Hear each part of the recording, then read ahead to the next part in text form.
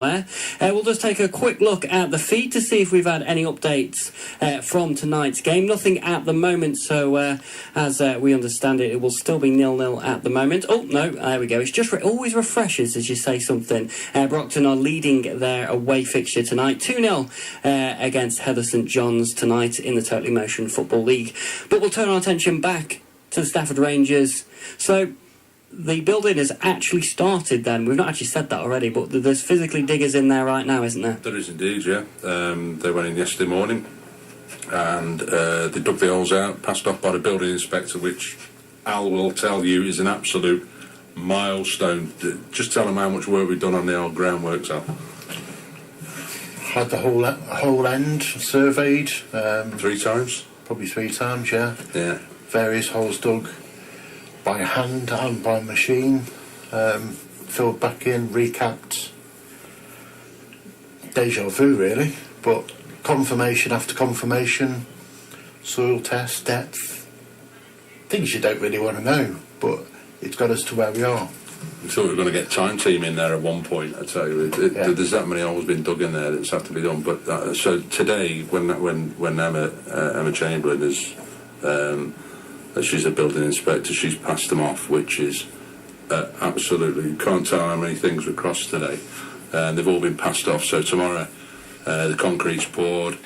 I don't know when the steel starts going in about 10 days a week, 12 days time I think it is. By the week, and Knocker put some on the Facebook, and Ben and Mark put some on the Facebook, to be fair, thanks to Phase 2 next door and the guys next door in McBell's yard there for allowing us access, because that would have been another absolute major problem there, because we're getting it craned in, the steel's getting craned in, so you're basically using the neighbours to park a crane in, and they're saying, yeah, go for it, guys. Well, it's not just a crane, it's a wagon with a steel on and everything. So although we'll be doing as much as we possibly can to not to affect their business, and we're doing it on a Saturday, even so they didn't have to do that for us. I mean, they've been absolutely golden, and fair play again to Knocker. He went round and he's done his sort of PR bit with that, so that was a great bit of work, that was. Are there any big supporters to the project that you need to mention? Obviously, you've got these little bits of help that you've had here and there, and I know there's a whole list of people, as long as your arm, but... My arm's not very long, that. I said that, and I knew you were going to mention that. Yeah. Again, it would take. There's people who have. It doesn't. To me, and I'm sure Alan will concur.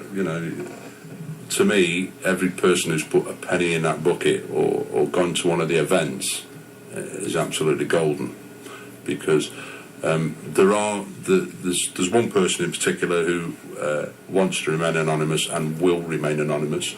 Because I don't know who it is, who has put an extraordinarily large amount of money in, and quite frankly, without them doing that, then we wouldn't be where we are today. And I've thanked them numerous times, many times. Whenever I get the opportunity, I thank them. There are other people who, again, don't want to fly the flag, who put more than one 4-figure sum into the pot. In particular, the other week there, when we had to find the $4,000 overnight, and we did. That was absolutely amazing. But they don't want all the sort of mention, and we're not going to do that. We're not going to respect their anonymity. Definitely, and how, because obviously this is very much a fan entity, this project. Big fan entity. How have you found the support from the board at Stafford and the team?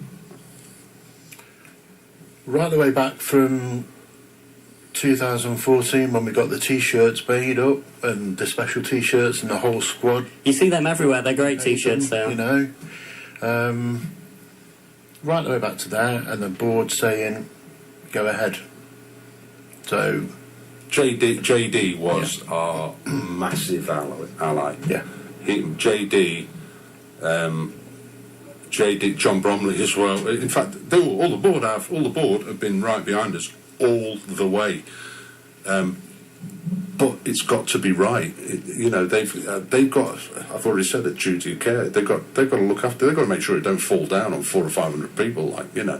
So we've had to give those assurances, and Matt, the hurdles that we've had to get over. And we've achieved it. We kept going, and I can distinctly remember the last time we got knocked back. I put a message between. We've got a little message group between the four of us, and I said, I've had enough. I'd had enough. I was going to just sort of knock it on the head because we've been sort of knocked back that many times, haven't we? Repeatedly. I think there's a song in there somewhere. Yeah. We got back up again and all that. There's some big milestones coming up, though, in the build project itself. For me, between the 5th and 7th, should everything go to plan and on schedule, the roofing and the cladding is going to go on, which will give a bit more of a visual to the project. And then it's hoping to be completed by the 11th of December for then a big opening party. Yeah. It has to be built by the 15th. No pressure. Yeah. No, it will be. Everything's on time so far. Yeah. It's and fair play to the guys putting it up. Everything, Who are putting it up? Can we mention them? I can. Yeah. Well, come on. You do the old. Ballard Engineering are the guys that are actually doing the build. We've got B&M in who are doing all the groundworks, and Chris from Ballard has gone above and beyond. He's a 12 great, o'clock he's a was the great email bloke. came through last night. He was firing emails to us. His wife probably wouldn't thank him, but he was firing emails to us while he was away in Devon. Yeah. So he was making sure that we could hit our deadlines and he could factor his workload in. Great bloke. So you've got this opening party planned, which is the 15th, am I right? Saturday the 15th, 3 p.m. kick-off, Enfield Town at home. And I've said that horrible swear word. But yeah, we're playing them at home. It'll be their biggest game of the season, obviously, because they're playing us. But they won't bring many fans, as usual. As always, a fan speaking there, Mitch, eh? Yeah. We would like every person who's ever stood under that shed who's still on this mortal coil to come down, even if they're 80, because it would be great to get the attendances of the Boxing Day a couple of years ago, and that sort of... I've got no doubt there'll be a massive turnout that day. A massive turnout. There would have been a big turnout. It'd have been better if it was Boxing Day, to be perfectly honest. But hey-ho, it's not. It is what it is. And that's got to do with their sort of moving up from the Central League and all that last season. But there are... I know for a fact, I know many people who, some haven't been there for 20, 30 years, who are coming up because the shed end's going back. So we just want, I want to see some of the old, who will be really old boys now from the 70s to be back there, if with the butcher jackets on, if it's still got them. And are you looking forward to standing under it every week? You don't need to ask me that, do you, mate? Really? Do you really need to ask me that? What's next then? Fix up the other stands? Christmas, mate. Christmas is next. Are you going to enjoy this Christmas off? I am, yeah. Mate, it's been a long old slog. It really has, and I know Alan's doing a bit with another charity at the moment. So, but we want to get the terracing done. That's what we want to do next. Also, there are plans to carry on then with ground development. Yeah. We'd love to do it, but and to be honest with you, the terracing compared to what we've already done, the terracing is a walk in the park. Because and compared to other grounds and teams you play in them leagues, it is right up there. Yeah. It's not a grass bank like it can be at some. We used to have one of them. I used to like that, but no, it's a terrace, but that terrace has been down since the 1960s and it's been added to. In fact, Ian Wilshaw, who I mentioned earlier on there, Al's dad, Derek, amongst others who are still going, they put that original terrace down in the late 60s with barrows, and they were wearing shirts and ties and things, really, when they were barrowing the concrete. So, yeah, it's been down a long time. It's been added to over the years, but... again, Green Guide grading requirements now. It needs to be certain length and pitch and etc. It would improve the capacity. Yeah, it's been a great project. Is there anything you want to add and finish with?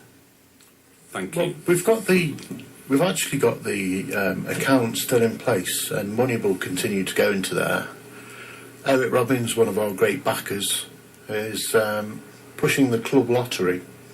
So we benefit in many ways there, because Boost the Borough, isn't it? Boost the Borough lottery. If you sign up through Eric, his commission goes into the Save Stafford Rangers account, and that's for future groundworks. Yeah, that's an easy winner, to be fair. The old booster, you can't beat it. You really cannot beat it. You even stand a chance of winning, although I've never won a penny. I just thought I'd just chuck that into the out there. But you get about £500 a month, isn't it? Yeah. And we get all the commission off that. It all goes into the pot. And that's, again, thanks to Eric, one of our saviours.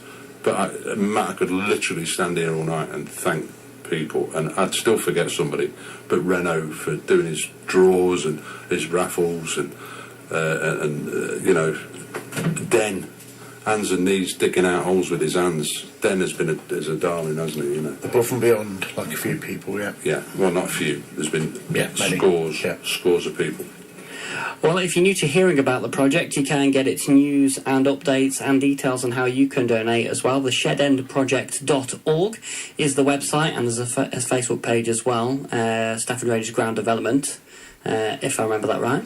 SRFC Ground Development. Yeah, I think you find it both ways if you type it in on Facebook. And, of course, up the Borough page as well. There's always lots of things being said on there. Yeah. Anything else, guys, you want to add before we finish off? Thank you guys for your support as well, because you've been right behind us, and you've given us the airtime, plenty of hours and hours of airtime to come in here and waffle on about the shed end, which is our spiritual home, so... I think it's worth mentioning this time to say that this is kind of what Stafford FM is all about. We're a community radio station, and this sort of story is perfect, and what we like to do for Stafford, and that's what we're here for. So yeah, any other projects that you've got, or anyone listening, you don't have to be Stafford Rangers or sport related. If you're a local community project, we want to hear about it, and it's been great to follow it, and we'll look forward to the opening party as well. We'll be there. You better, I'd be. Thank you very much. Thanks again. Thank you, everybody. Cheers, guys. Thank you.